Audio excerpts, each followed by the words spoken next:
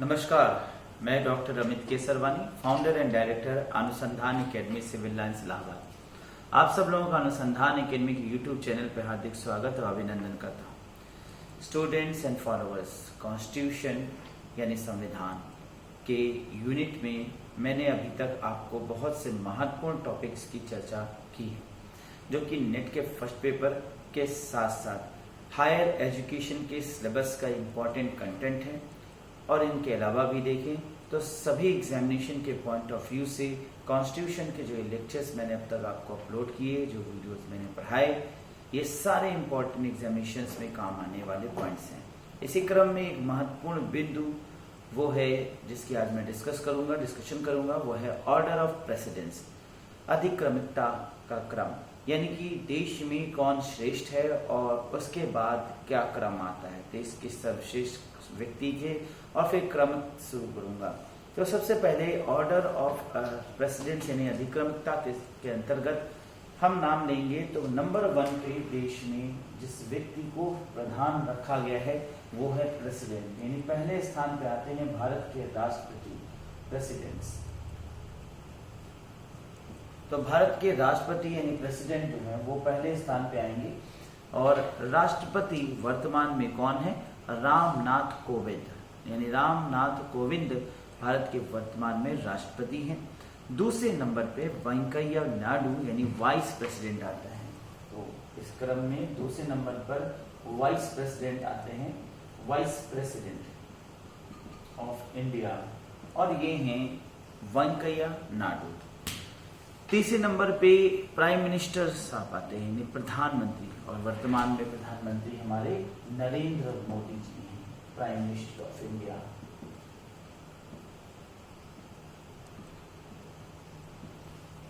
इस प्रकार देखें तो 3 क्रम महत्वपूर्ण है। प्रथम स्थान पे प्रेसिडेंट, वाइस प्रेसिडेंट दूसरे स्थान पे, और तीसरे स्थान पे प्राइम मिनिस्टर यानी प्रधानमंत्री आते हैं। अब मैं आपको लगातार यहाँ से लगभग कई क्रम तक की सूची के विषय में बताने जा रहा हूँ, तो ध्यान से सुनिएगा। चौथे नंबर पे governor of states when their respective states, यानी राज्यपाल जब अपने राज्य में, जिस राज्य के वो राज्यपाल हैं वहां हैं, तो उनको चौथा नंबर प्रदान होता है। देश में चौथा अधिक्रमिकता प्रदान होता है। अब इस प्रकार से देखा जाए तो ये बहुत बड़ी पोजीशन हो जाती है। अगर मनोज सिन्हा जी जम्मू कश्मीर राज्य के राज्यपाल हैं तो इसका मतलब कि प्रधानमंत्री के बाद चौथा पद उनका, चौथा स्थान उनका बनता है। और इस प्रकार से देखा जाए तो बहुत बड़ी सीट प्राप्त हो जाती है। तो ये गवर्नर की बहुत बड़ी वैल्यू होती है। गवर्नर ऑफ स्टेट के रूप में 14 क्रमिकता प्रधानमंत्री के बाद देश के गवर्नर्स। 5वें नंबर पर फॉर्मर प्रेसिडेंट आते हैं, जैसे प्रतिभा पाटिल, प्रणब मुखर्जी। तो 5वें नंबर पे फॉर्मर प्रेसिडेंट्स को रखा जाता है। 6th यानी 6ठे नंबर पर अभी तक अगर हम देखें कि 1 से 2, 3, 4 और 5 तक देखें तो राजनीतिज्ञों को स्थान दिया गया है। 6ठे नंबर पे अगर एक गैर राजनीतिक व्यक्ति है तो वह है chief justice of supreme court. तो देश के सुप्रीम कोर्ट का चीफ जस्टिस वर्तमान में कौन है? शरद अरविंद बोबडे। शरद अरविंद बोबडे ये वर्तमान के चीफ जस्टिस हैं। हाँ, 6ठे नंबर पे ही दूसरे व्यक्ति को भी रखा गया है और वो है स्पीकर ऑफ द लोकसभा। तो वो वर्तमान में ओम बिरला हैं। अब इस दृष्टिकोण से देखें तो 2 लोगों को संयुक्त रूप से 6ठा पदाधिमान दिया गया है, chief justice of supreme court, और उन्हीं के समतुल्य माना जाएगा स्पीकर ऑफ द लोकसभा। तो यह क्रम आता है 6ठे नंबर पे। अब हम चलते हैं 7वें नंबर पे। 7वें नंबर पर 5 लोगों को रखा गया है क्रमिकता के सिद्धांत में। 5 लोग कौन कौन से हैं? Cabinet ministers of the government of India, यानी कि भारत की गवर्नमेंट ऑफ इंडिया के कैबिनेट मिनिस्टर, केंद्रीय सरकार में जो कैबिनेट मिनिस्टर हैं, मंत्री, उन कैबिनेट कैबिनेट मंत्रियों को इस स्थान पर रखा जाता है। अब इस दृष्टिकोण से अमित शाह होम मिनिस्टर हैं तो वो कैबिनेट मिनिस्टर की श्रेणी में आते हैं। अगर इस दृष्टिकोण से देखें तो मनोज सिन्हा का कद बढ़ गया और अमित शाह का कद नीचे है। दूसरे नंबर पे चीफ मिनिस्टर, सातवें में ही दूसरे व्यक्ति हैं। मैंने अभी आपको बताया कि सातवें क्रम में 5 पद आते हैं, पांच लोग हैं। पहला तो cabinet minister of India, government of India, और उसी के समतुल दूसरा chief ministers of the states within their respective states, जब वह अपने राज्यों में हैं। तो यहाँ पर कैबिनेट मिनिस्टर केंद्र का और राज्य का चीफ मिनिस्टर बराबर के दर्जे पे, और इसी स्टेटस पर तीसरा व्यक्ति होता है deputy chairman of the planning commission.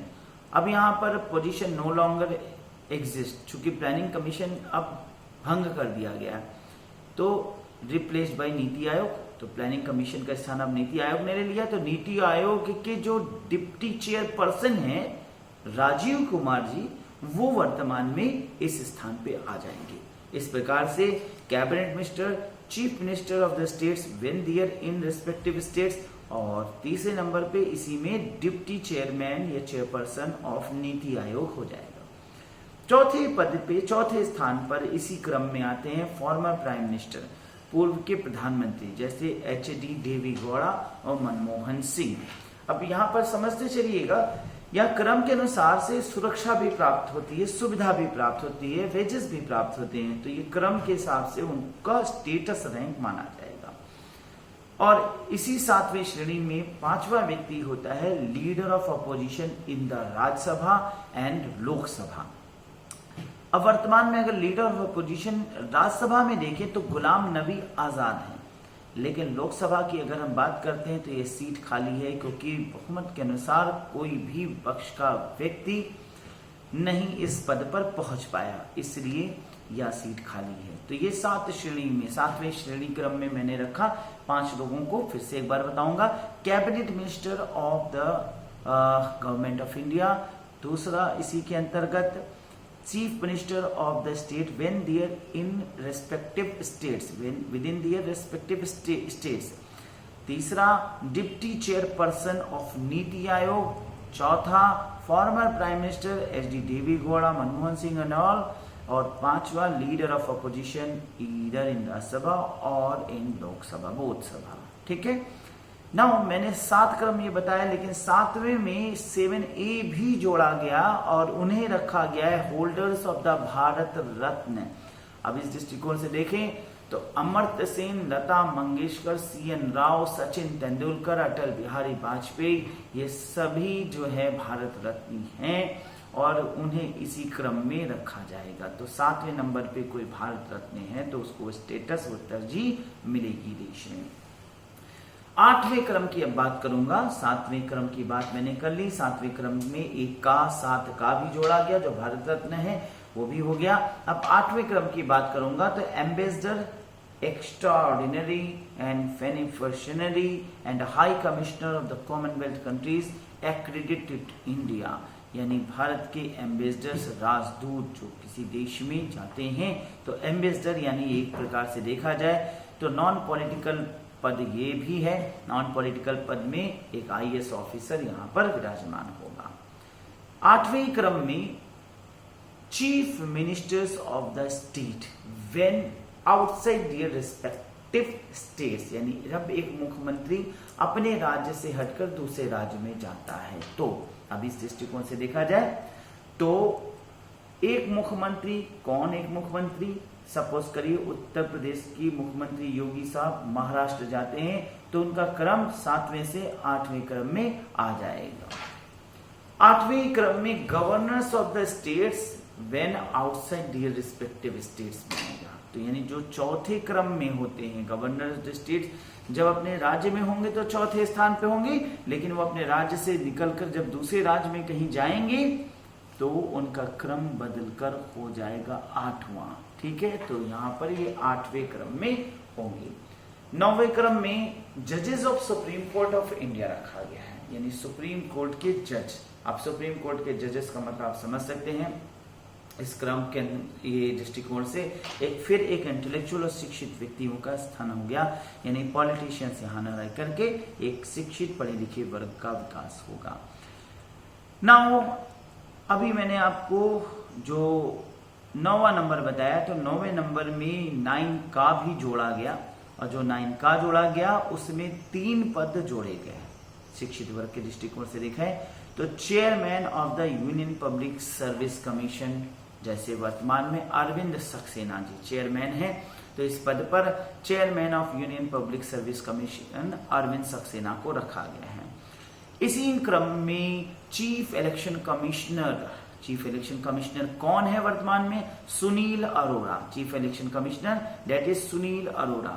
और इसी क्रम में कंप्ट्रोलर एंड ऑडिटर जनरल और नवनिर्मित comptroller auditor general CAG that is GC Murmu यानी गिरीश चंद्र मुर्मू, जो कि हाल ही में जम्मू कश्मीर राज्य के उपराज्यपाल यानी एलजी पद से हटाए गए और उन्हें नया पद दैट इज सीएजी का दिया गया। तो कंप्ट्रोलर एंड ऑडिटर जनरल के रूप में जीसी मुर्मू इस पद पे आ सकते हैं। इसके बाद अब यहाँ पे समझ लीजिए 9वें स्थान पर 4 शिक्षित वर्ग को रखा गया है। जज of supreme court, chairman of UPSC, chief election commissioner और सीएजी, ये पद जो है ये चारों शैक्षणिक पद ही यहाँ पर रखा गया है। अब बात करते हैं 10वें पायदान पर, तो deputy chairman of Rajya Sabha Harivansh Narayan Singh वर्तमान में डिप्टी चेयरमैन है राज्यसभा के, और इसमें 5 कुल मिलाकर के पद हैं 10वें क्रम में। Deputy chief ministers of the state यानी किसी राज्य का डिप्टी सीएम, तो जैसे अगर हम देखें तो उत्तर प्रदेश में 2 डिप्टी सीएम हैं, तो ये डिप्टी सीएम जो है वो 10वें क्रम पे आएंगे।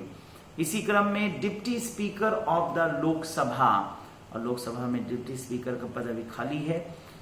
इसी में मेंबर्स ऑफ प्लानिंग कमीशन, चूंकि प्लानिंग कमीशन अब भंग हो चुका है तो अब यहाँ यह स्थान खत्म हो चुका है, that is position is no longer exist. और इसी क्रम में members of the state of the union यानी कि संघ के राज्यों के संघ के जो सदस्य हैं वो भी यहाँ पर आएंगे। तो ये हुआ 10वां क्रम। अब जरा 11वें क्रम की बात करते हैं। 11वें क्रम में आते हैं lieutenant governor of the union territories within their respective union territories. LG जैसे मनोज सिन्हा, सॉरी मैं मनोज सिन्हा का नाम वहां पर गलत ले गया था, क्योंकि मनोज सिन्हा जो है वो एक यूनियन टेरिटरी के राज्यपाल हुए, तो यूनियन टेरिटरी के राज्यपाल के पद के हैसियत से वो आएंगे 11वें पद पर। और अगर वो यूनियन टेरिटरी के जगह किसी राज्य के राज्यपाल होते तो वो पद होता उनका 4थे स्थान पे। वो गलती बाय मिस्टेक में बोल गया, खैर उसको सुधार कर लीजिएगा। 11वें नंबर पे ही 2 और पद सृजित हैं। अटॉर्नी जनरल वर्तमान में के वेणुगोपाल अटॉर्नी जनरल हैं, और cabinet secretary Rajiv Gauba GAUBA Gauba. अच्छा ये ध्यान रखिएगा, कैबिनेट सेक्रेटरी का पद बहुत बड़ा पद होता है और ये सबसे बड़ा सिविल सर्वेंट माना जाता है, तो ये पद काफी महत्वपूर्ण होता है। और कैबिनेट सचिव की बगैर इजाजत के किसी भी प्रकार का कोई भी वित्त फाइनेंस होना मुश्किल होता है, तो ये एक महत्वपूर्ण पद होता है। 12वें पद की बात करूंगा, 12वें क्रम की बात करूंगा।